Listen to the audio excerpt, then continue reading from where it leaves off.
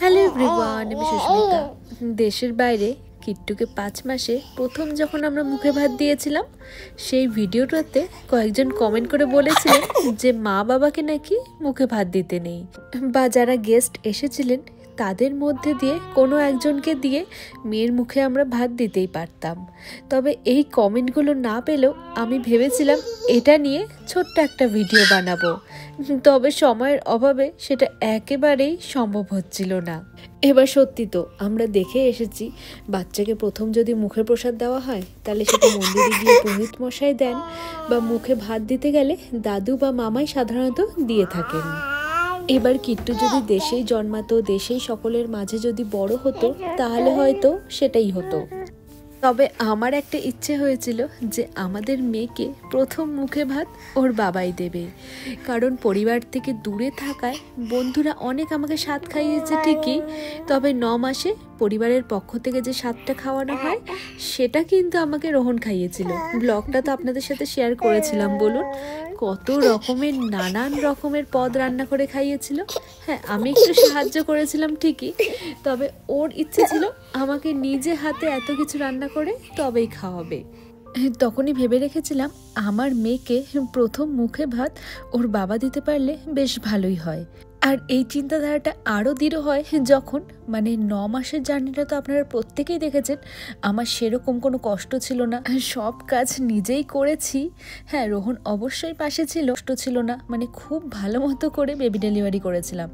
তারপরে শুরু হয় আসল যুদ্ধ, যেখানে রোহন আমাদের দুজনকে এত ভালো করে সামলেছিল, বা এখন আমাদের দুজনের জন্য করে চলেছে। কিছু তো আর ব্লগে দেখানো সম্ভব হয় না, শুধুমাত্র আমি জানি যে কতটা আমাদের জন্য প্রতিনিয়ত করে চলেছে। ওর জায়গায় আমি থাকলে হয়তো এতটাও করে উঠতে পারতাম না। এবার আগেই বললাম, দেশে সবার মধ্যে থেকে পরিস্থিতি আলাদা হতো।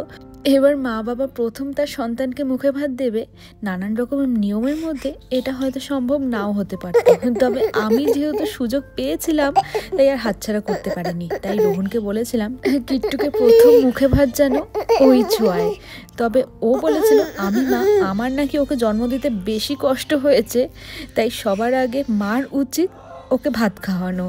তাই আমরা দুজনে মিলে ডিসিশন নিই, ঠিক আছে আমরা একসাথে বসে মুখে ভাত দেবো। এবার অনেকেই বলে থাকেন যে মা বাবাকে বাচ্চাকে প্রথম মুখে ভাত দিতে নেই, এতে নাকি মঙ্গল অমঙ্গলের ব্যাপার রয়েছে। আবার অনেক বাড়িতে রয়েছে বাচ্চা যখন মুখে ভাত হবে তখন মাকে সামনে থাকতে নেই। এবার নানান রকমের লোকের নানান রকমের বিশ্বাস।